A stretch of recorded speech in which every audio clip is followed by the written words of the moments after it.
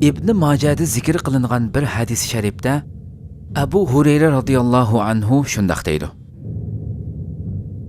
Hazreti Payg'ambar alayhissalom shundoq dedi. Isro kechasi bir qavmga uchrashdim.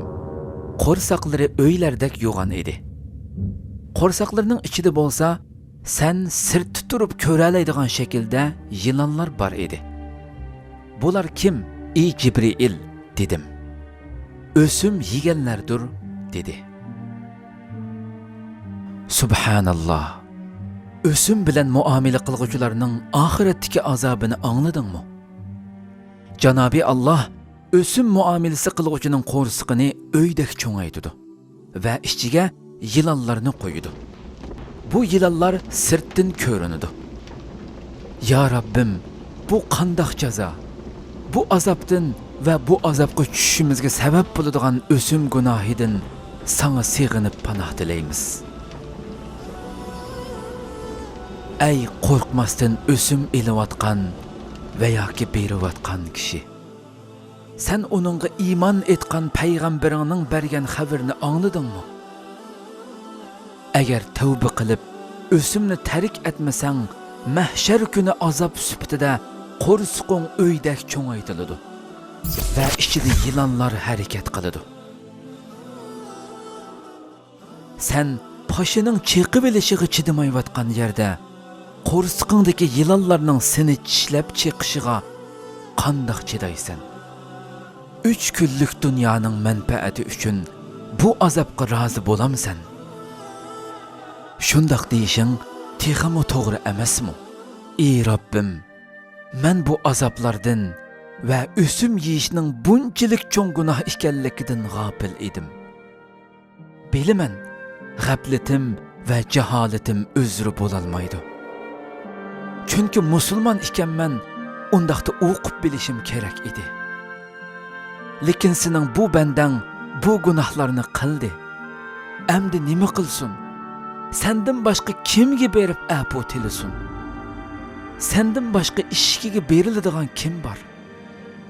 Kechirim talab qilinadigan sendan boshqa bir Rabb yo'q.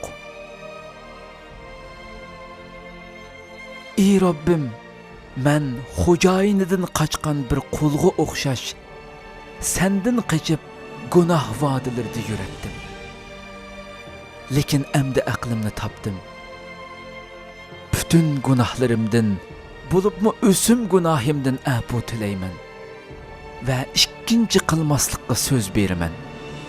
Meni afu qilgin. Sen afu qilguvchisan va afu qilishni yaxshi ko'rasan. Acaba hozir mushundaq duo qilish va Allohdan afu so'rash eng to'g'ri harakat emasmi?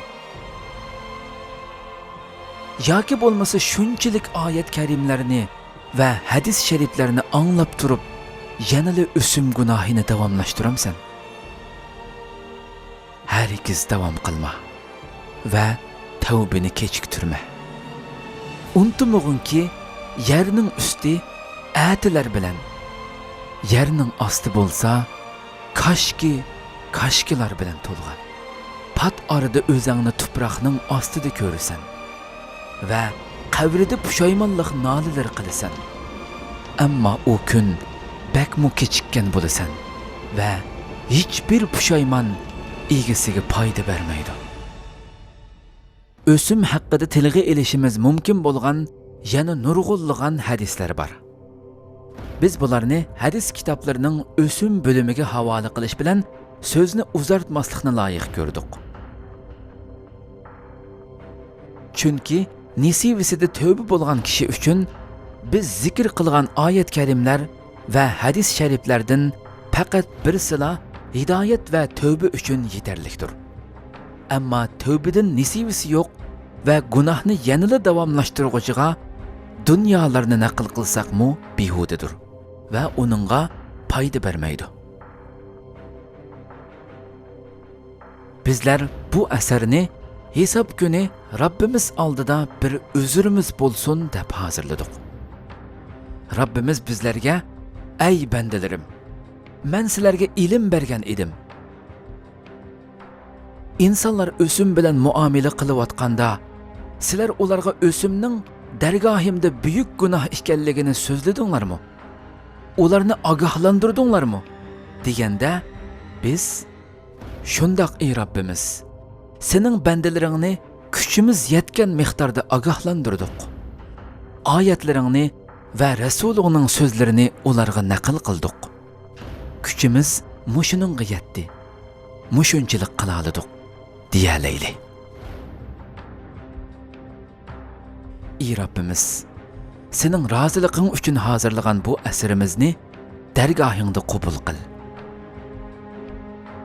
Mahshar kuni yuzimizning oq bo'lishiga vasila qilgin.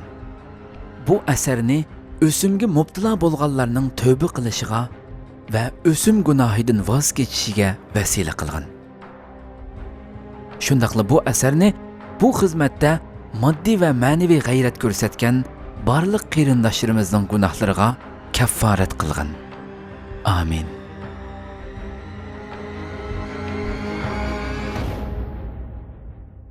يا رجاء